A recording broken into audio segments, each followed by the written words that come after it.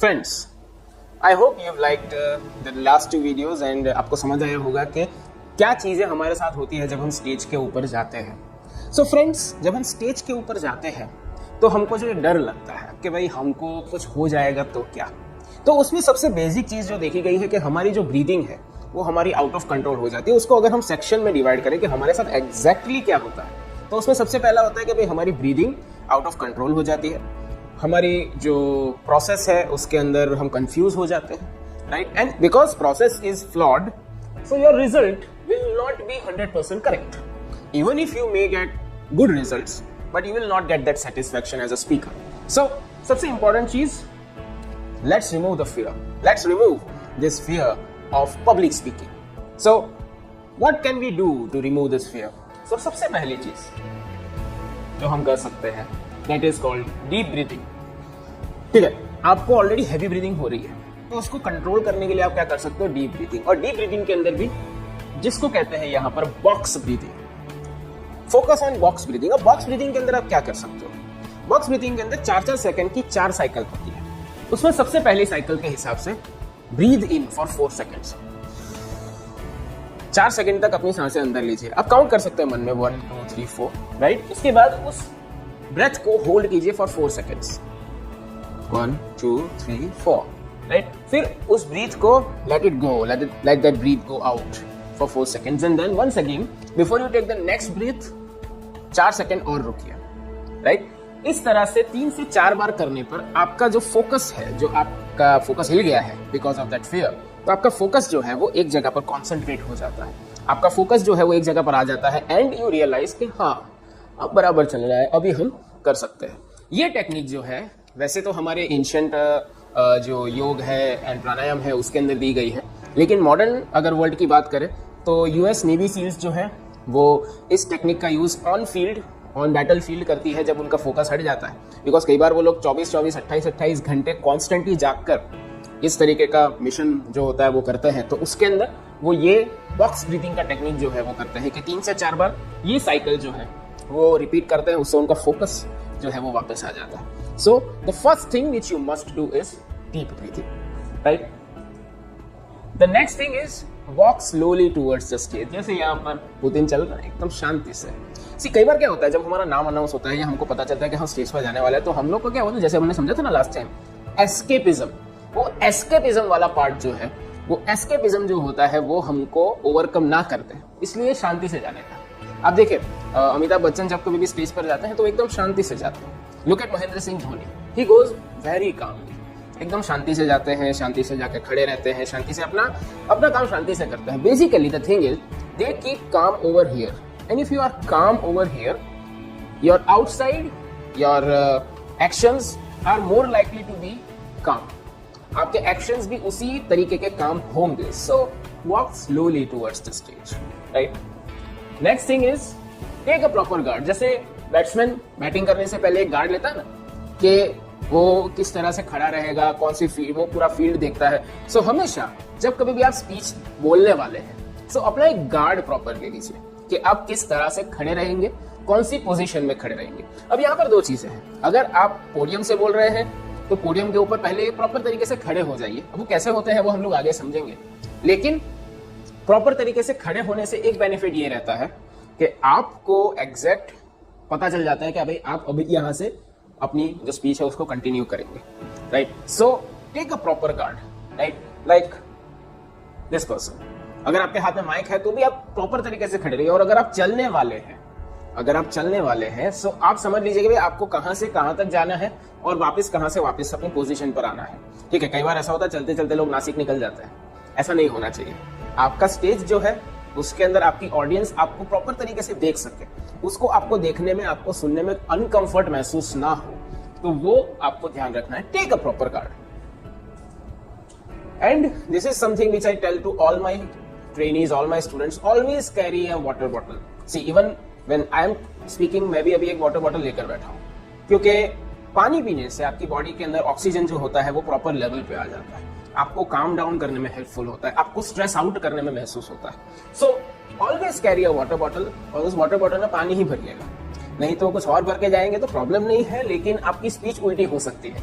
So always carry a water bottle with you whenever you are going to speak. और अगर आप कोई जगह पर स्पीच देने जा रहे हैं जहां पर आपको गेस्ट एज अ गेस्ट बुलाया गया है, please tell them to provide you some water, right. तो वो कहीं ना कहीं कोई ना कोई आपको हेल्प जरूर करेंगे, राइट।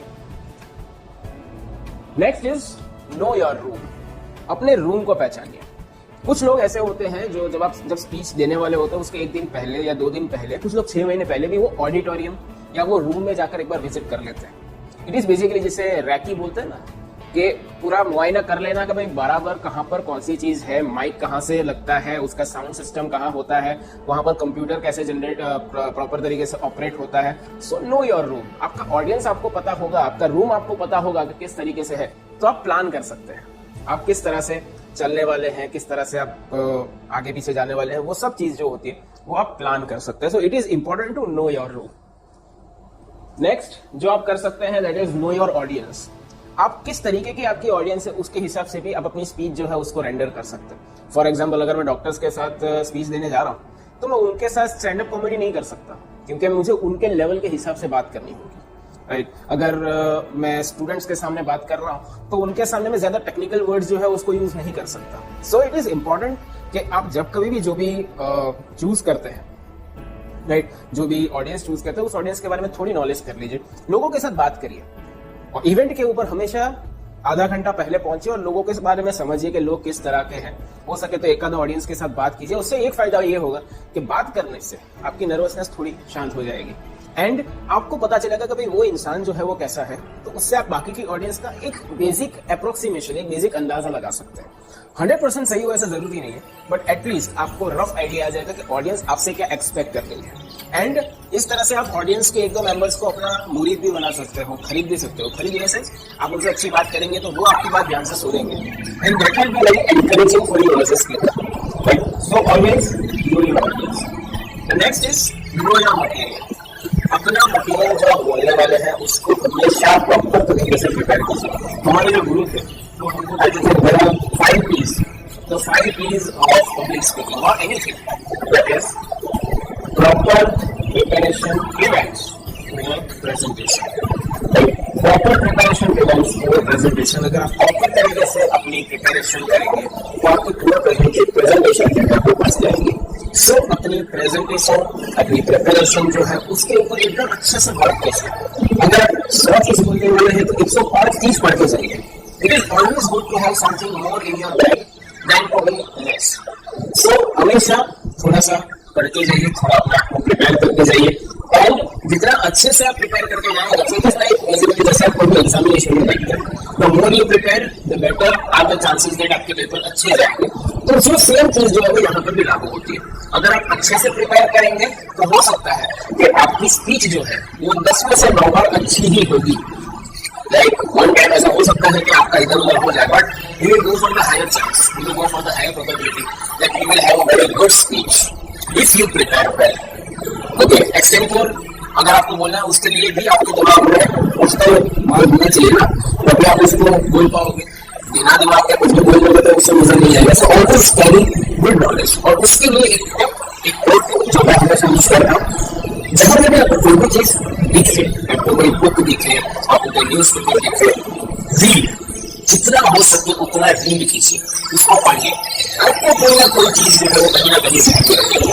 मैं गुजराती मीडियम से पढ़ने वाला स्टूडेंट हूँ और बैकग्राउंड में गुजराती था, but I can speak English very fluently. In fact मैंने 2000 से ज्यादा लोगों को इंग्लिश सिखाई है अपने 10 साल के करियर में।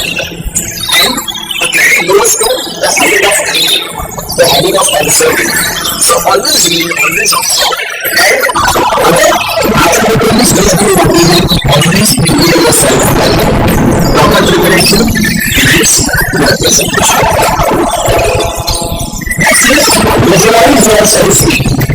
ये एक ऐसा स्टेप है जो बहुत लोग मिस कर लेते हैं। जब स्पीच देने वाले होते हैं हमेशा अपने दिमाग में अपनी स्पीच जो है उसको रन कीजिए। अपने दिमाग में हो सके तो आप मन रखते हैं तो बहुत जरूरी होती है। उससे तो अपने दिमाग के अंदर वो स्टेज पे जाऊंगा मैं यहाँ किसी को ऐसा बोलूँगा स्टोरी ऐसी होगी इट इज वेरी डिस्टिंक्ट। आपके दिमाग में विजुअलाइज करेंगे और लास्ट में ऐसा इमेजिन कीजिए कि जो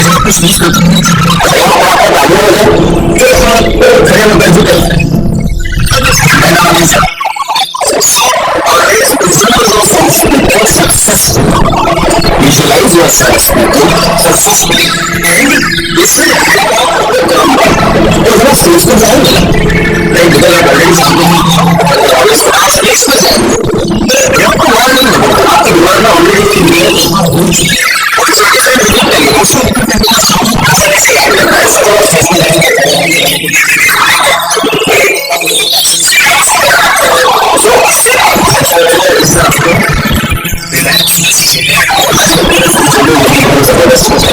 So visualize yourself. Next, अभी ये more confident than you are.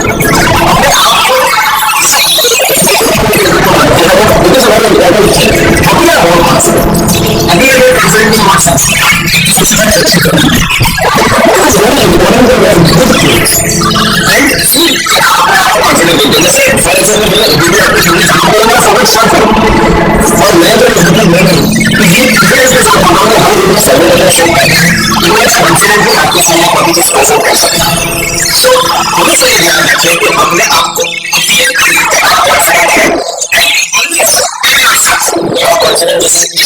Positive information अपने आप को हमेशा दीजिए see you are good you are right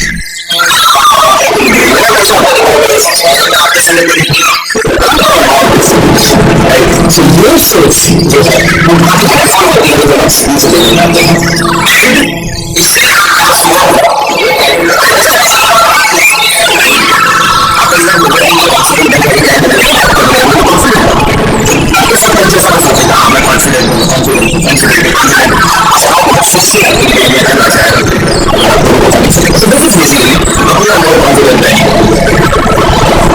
Also, they can help you speaking and never hear your last आपको लेसन जो है उसके ऊपर फोकस कीजिए और एग्जीक्यूट कर नहीं सकते हैं उसके ऊपर फोकस कीजिए नो सोचें कि मैं कैसे लीडर बनूंगा लोग कैसे लीड करेंगे अगर आप ये सोचेंगे कि लोग ये सोचेंगे तो फिर लोग क्या सोचेंगे enjoy yourself and focus on what you want to achieve. And last but not least, there is always the next step. जैसे मैंने कहा था जैसे लेवल लगा best उसके बाद वो कोशिश करना चाहिए पहले फर्स्ट बात ठीक है तो उसकी